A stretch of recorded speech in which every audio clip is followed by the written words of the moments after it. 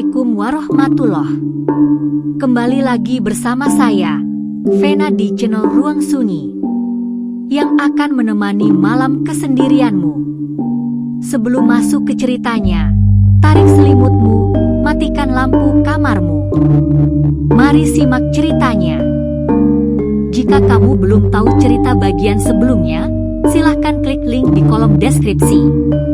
Jika sudah, mari simak cerita selanjutnya. Siang hari, bel istirahat kembali berdentang dari pengeras suara tua di atap pabrik. Suaranya sumbang, seperti biasa, tapi sudah cukup untuk membuat para buruh berhenti bekerja dan segera meninggalkan meja masing-masing. Ani baru saja meletakkan rambut terakhir ke dalam dus saat Yanto mendekat dengan tangan agak canggung menyentuh tengkuk lehernya. Ani, siang ini mau makan bareng? Di warung biasa itu, yang dekat pohon jambu, ucapnya pelan. Ani sempat kaget, tapi senyumnya muncul secara alami. Ia mengangguk, boleh.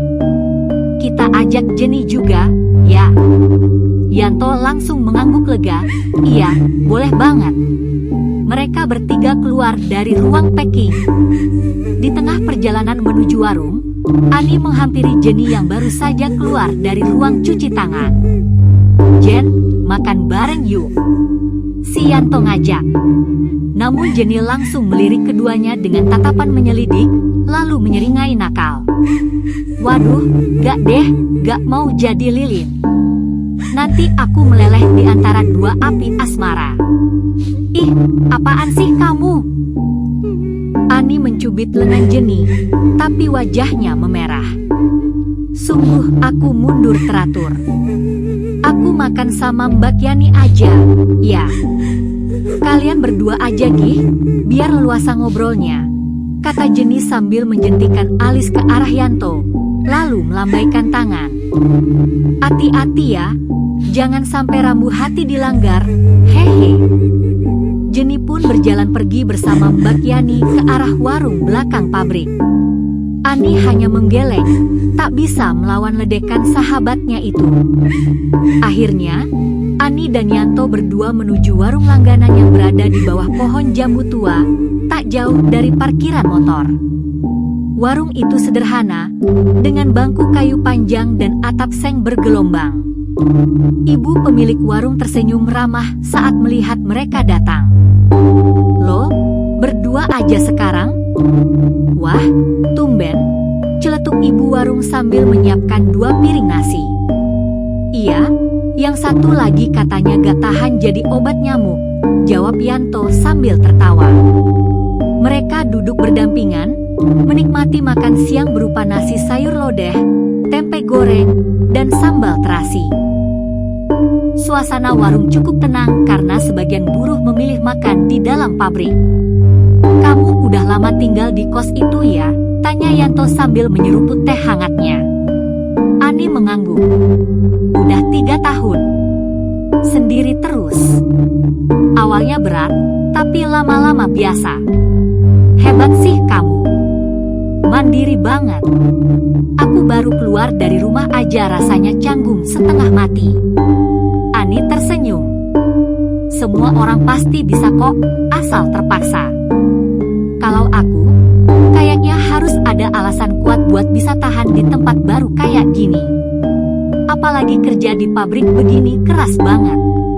Ani menoleh, menatap Yanto. Dan alasanmu sekarang apa? Yanto terdiam sebentar, lalu menatap Ani dengan pandangan yang lebih lembut. Mungkin sekarang alasannya biar bisa bareng kamu tiap hari. Ani terdiam, lalu tertawa kecil sambil menunduk. Kamu ngomongnya kayak di film.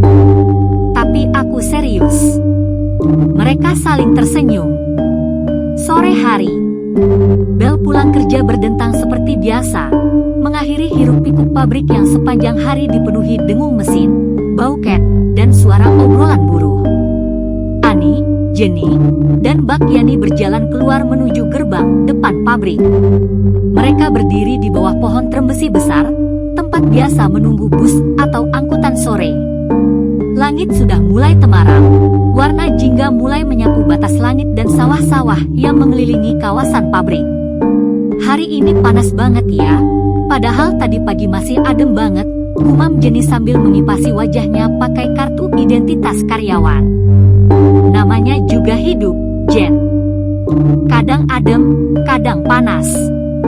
Tergantung siapa yang deketin, celetuk Mbak Yani sambil melirik Ani. Ani tertawa kecil, ih, mulai deh. Tak lama kemudian, terdengar suara motor mendekat. Sebuah motor bebek tua warna biru muda berhenti pelan di depan mereka. Pengendaranya mengenakan helm dan jaket kerja, Yanto. Ia melepas helmnya, tersenyum ke arah Ani. Ani, bareng aku aja, yuk. Aku sekalian pulang lewat arah kos kamu. Suasana tiba-tiba hening sejenak.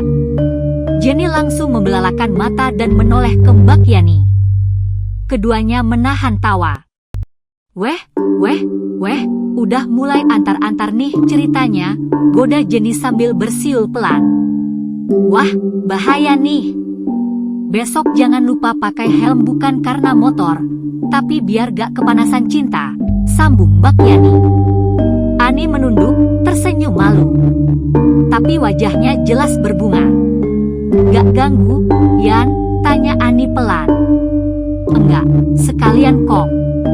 Malah seneng, jawab Yanto mantap. Ani mengangguk, lalu pamit pada Jenny dan Mbak Yani. Hati-hati ya, jangan sampai nyasar ke rumah mertua langsung, seru Jenny sambil tertawa keras. Mbak Yani melambaikan tangan, bawa pelan-pelan, ya. Jangan ngebut, ntar jantung si Ani ketinggalan. Ani tertawa sambil naik ke jok belakang motor Yanto. Ia mengenakan helm pinjaman, lalu memegang pinggiran jok dengan canggung. Motor melaju perlahan, meninggalkan gerbang pabrik yang perlahan sepi. Angin sore menyapa wajah Ani, membawa aroma dedaunan dan tanah yang mengering. Di jok belakang, ia diam, sesekali melirik punggung Yanto yang kini terasa begitu dekat. Hatinya hangat, bukan karena angin atau senja, tapi karena seseorang mulai masuk dan mewarnai hari-harinya. Sore itu, jalanan kota kecil di pinggiran Jawa Tengah dipenuhi warna keemasan senja. Langit seperti dilukis jingga pucat, berpadu dengan siluet pepohonan dan bangunan tua.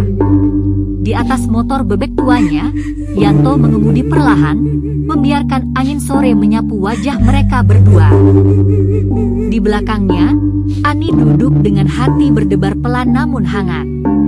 Ia tidak banyak bicara sepanjang perjalanan, tapi senyumnya tak pernah pergi. Suasana hening di antara mereka bukan karena canggung, justru karena terasa nyaman, seperti tak perlu banyak kata untuk saling memahami. Mereka melewati deretan kios yang mulai tutup, anak-anak kecil yang bermain di depan rumah, serta deru angin dari sawah yang membentang di pinggiran kota. Ani sesekali melirik ke samping, memperhatikan bayangan mereka yang ikut bergerak di atas aspal. 20 menit berlalu, akhirnya mereka tiba di depan kos Ani. Kos itu terlihat seperti biasa, tenang, sepi, dan agak redup. Matahari sudah condong ke barat, membuat bayangan bangunan memanjang hingga ke jalan kecil di depannya. Yanto menghentikan motornya di depan gerbang. Udah sampai, nih, katanya pelan. Ani membuka helm pinjaman dan turun dari motor. Makasih ya, udah anterin. Sama-sama. Seneng bisa pulang bareng kamu.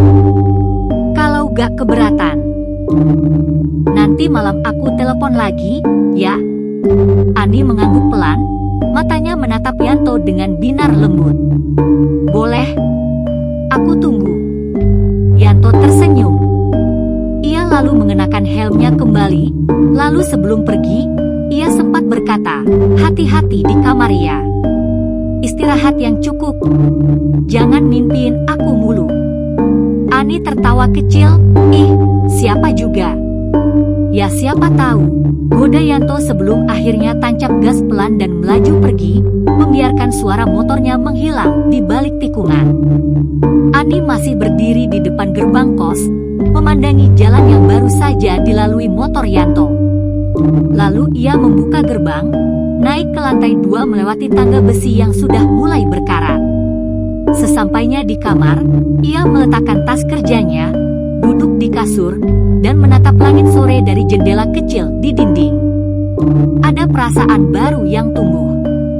Lembut, hangat, dan membuatnya lupa betapa keras hidup di kota rantau selama ini. Pukul 7 malam. Langit sudah gelap sempurna. Di kamar kos lantai 2 yang kecil dan tenang, Ani duduk di tepi kasurnya sambil menatap layar ponsel. Notifikasi baru muncul, panggilan masuk dari Yanto. Ia segera mengangkat. Suara Yanto terdengar dari seberang, hangat dan familiar. "Halo, Ani, udah makan belum?"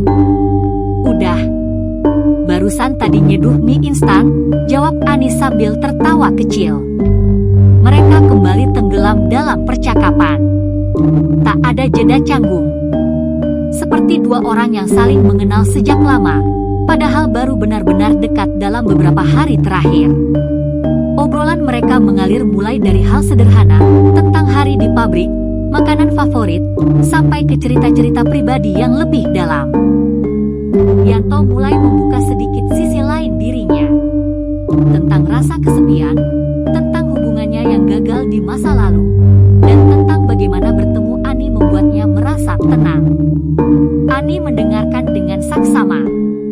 Ia pun tak ragu berbagi cerita tentang hidupnya di kampung, tentang kesepiannya di kos, dan tentang bagaimana suara Yanto terasa seperti teman satu-satunya di tengah sunyi malam. Semakin larut, nada suara mereka berubah menjadi lebih lembut. Percakapan mereka menjadi lebih jujur, lebih dekat, lebih berani menyentuh rasa yang selama ini tertahan. "Kamu pernah gak ngerasa pengen dipeluk? Tapi bukan karena sedih, cuma karena pengen ada yang deket aja," kata Yanto pelan. Ani terdiam sejenak. "Pernah, dan sekarang juga lagi pengen," jawabnya jujur, hampir berbisik. Suasana di antara mereka menjadi sangat personal. Mereka mulai saling mengungkapkan ketertarikan satu sama lain, tidak hanya dari sisi perasaan, tapi juga fisik, ketertarikan sebagai pria dan wanita. Suara napas mereka terdengar lebih berat, seperti ada ketegangan yang tak terucap di antara gelombang suara.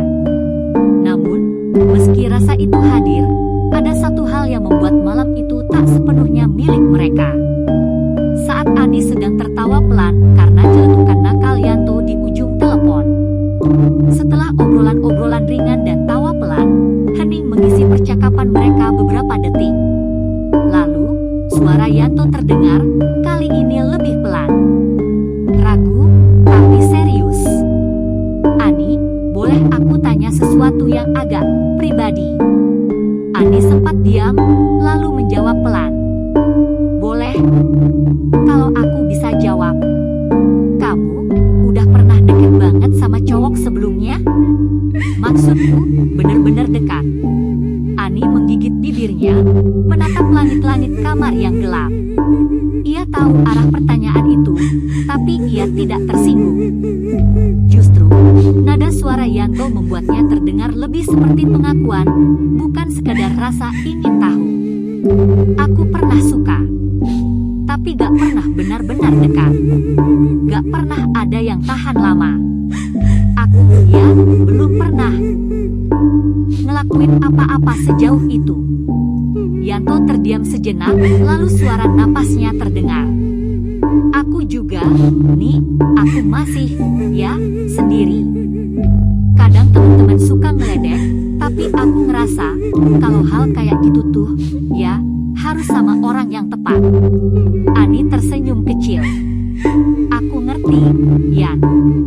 Aku juga ngerasa gitu. Aku gak nyari yang cepat, aku nyari yang benar." Suasana di antara mereka kembali hening, tapi kali ini bukan canggung, melainkan penuh kepercayaan. Seperti dua orang yang pelan-pelan membuka lapisan paling dalam dari dirinya dan menemukan bahwa mereka tidak sendiri. Kamu tahu gak, nih, lanjut Yanto, aku ngerasa deket kamu tuh bukan cuma seneng, tapi juga tenang. Aku gak pernah sejujur ini sama orang lain.